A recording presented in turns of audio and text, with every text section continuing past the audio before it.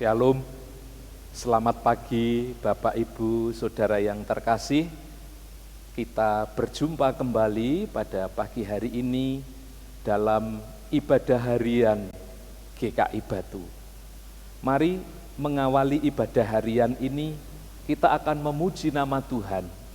Kita siapkan dari Kidung Jemaat nomor 322, Terang Matahari, akan kita pujikan baitnya yang pertama dan baitnya yang kedua.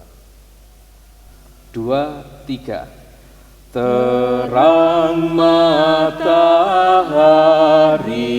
telah menyinari segala negeri, dan gunung dan padang dan sawah dan ladang senang berseri.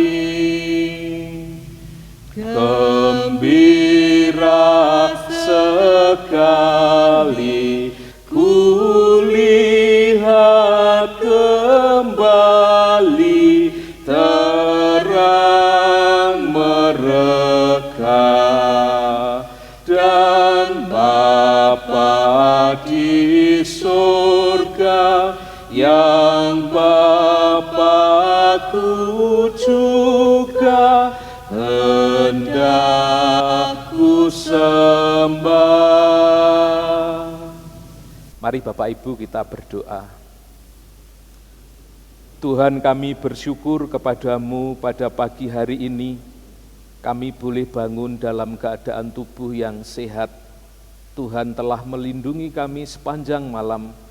Dan pagi hari ini ya Tuhan, kami ingin mengawali kehidupan kami dengan mencari wajah-Mu.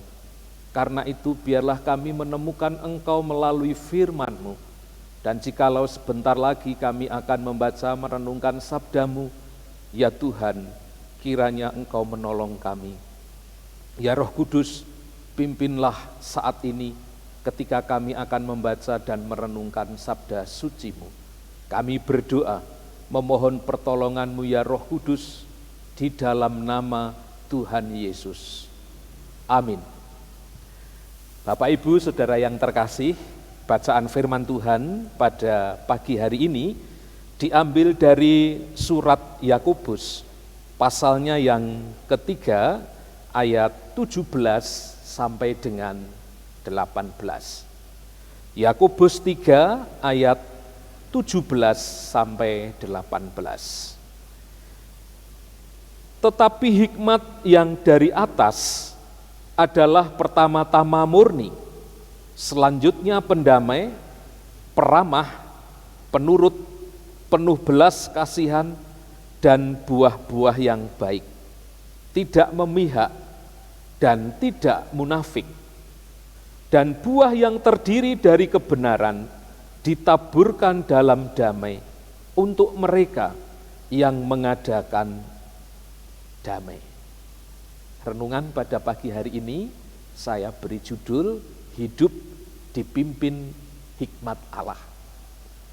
Saudara-saudara yang terkasih, Bapak Ibu yang mengasihi Tuhan dan dikasihi Tuhan, pada saat ini kita bersama-sama hidup di tengah-tengah bulan puasa bagi saudara-saudara kita Muslim yang merayakan dan melakukannya.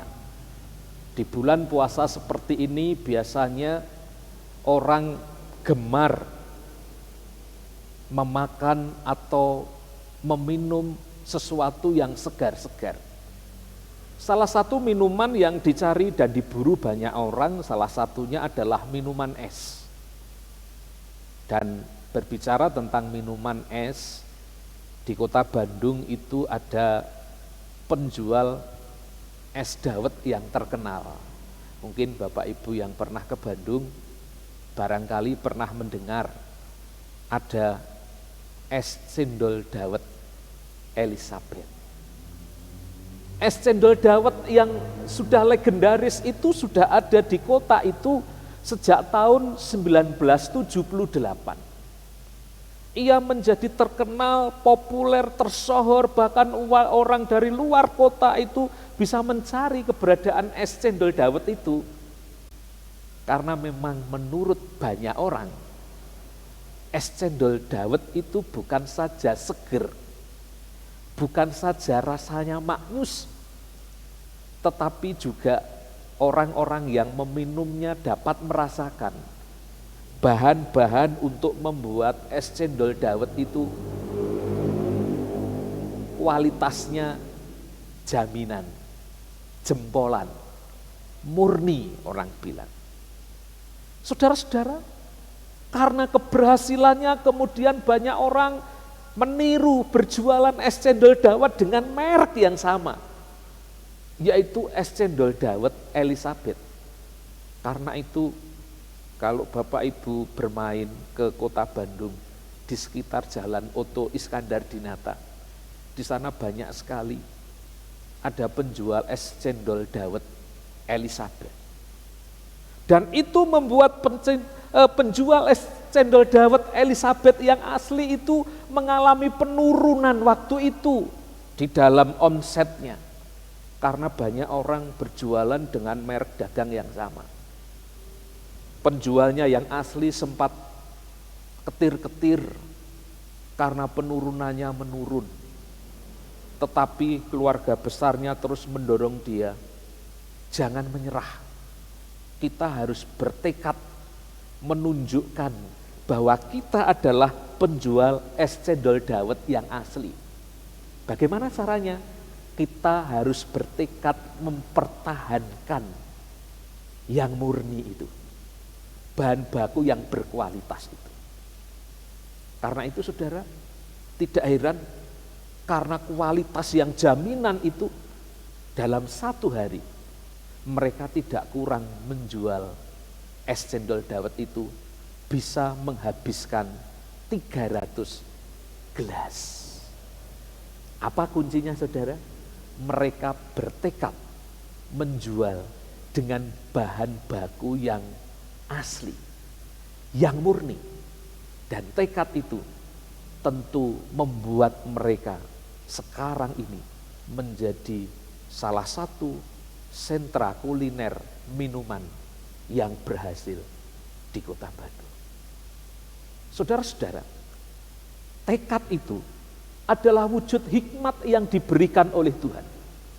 Kalau kita membaca di dalam firman Tuhan kita yang tadi kita baca di dalam surat Yakobus 3 ayat 17 sampai 18, Rasul Yakobus mengatakan hikmat yang berasal dari atas, yang berasal dari Tuhan itu memiliki beberapa ciri. Salah satunya disebutkan di sana adalah murni. Murni itu artinya tidak tercampur dengan benda asing. Ada yang menyamakan murni itu dengan tulen. Ada yang menyebutnya asli. Murni adalah suatu keadaan yang menunjukkan sesuatu yang berkualitas, yang jaminan, yang super. Hidup dengan kualitas iman yang murni berarti hidup yang dipimpin oleh hikmat yang berasal dari atas, yang berasal dari Tuhan. Dan seorang yang hidup dipimpin oleh hikmat, itu Tuhan akan sertai. Bukan hanya dengan hikmatnya, tetapi juga dengan berkatnya. Karena Tuhan sang sumber hikmat, juga adalah Tuhan sang sumber berkat. Saudara-saudara, maka pertanyaannya, bagaimana caranya kita memiliki hikmat yang murni? Kita tahu bahwa hikmat yang murni itu berasal dari atas, dari langit, dari Tuhan.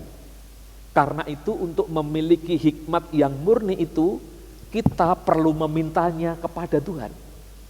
Di dalam bagian lain, Rasul Yakobus mengatakan, di dalam Yakobus 1 ayat 5, tetapi apabila di antara kamu ada yang kekurangan hikmat, hendaklah ia memintanya kepada Allah. Hikmat itu adalah milik Allah, dan hikmat itu sesungguhnya telah dinyatakan kepada kita melalui Yesus Kristus. Yesus Kristus adalah kekuatan Allah dan hikmat Allah. Itu yang disaksikan Rasul Paulus di dalam 1 Korintus 1 ayat 24. Kristus itu adalah kekuatan Allah dan hikmat Allah. Maka sesungguhnya bagi orang yang hidupnya telah memiliki Kristus dan dimiliki Kristus, seharusnya hidupnya dipimpin oleh hikmat Allah. Dan hikmat Allah itu menuntun kehidupan seseorang untuk mengalami keberhasilan. Di zaman yang semakin maju ini, jangan minder kalau kita dikatakan sebagai orang yang kuno, orang yang ketinggalan zaman.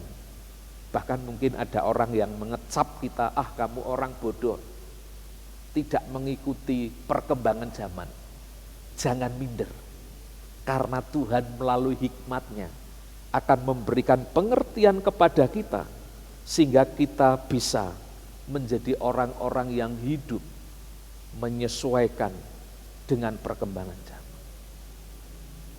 Di zaman situasi persaingan bisnis yang ketat, jangan khawatir bisnis kita macet, sebab Tuhan bisa melimpahkan hikmat-Nya kepada kita sehingga kita bisa menemukan cara-cara baru di dalam bisnis usaha kita sehingga kita bisa survive.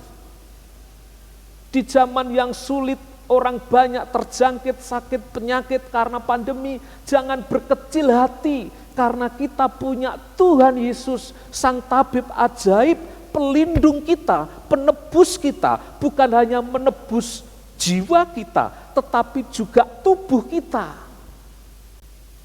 Dia melingkupi kita, Dia melindungi kita. Saudara-saudara, sebagai milik Kristus, kita harus semangat menjalani hidup ini, yakin akan pertolongan Tuhan, karena Tuhan tidak tidur, Ia menjaga kita siang dan malam, dan Dia menjaga dan menolong kita dengan caranya yang ajaib. Saudara-saudara, hikmat Tuhan itu dapat kita temukan di dalam firman Tuhan.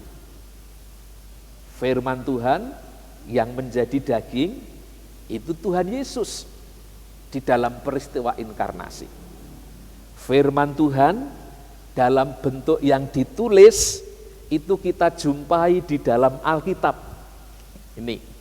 Dan setiap hari kita bisa menemukan dan menjumpai, merasakan hikmat Tuhan itu melalui Alkitab yang kita baca.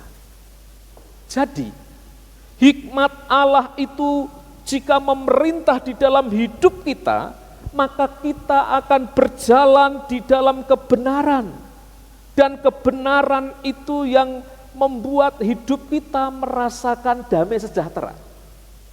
Karena itu, mari kita serahkan diri kita untuk dipimpin oleh kebenaran firman Tuhan sebagai sumber hikmat di dalam hidup kita.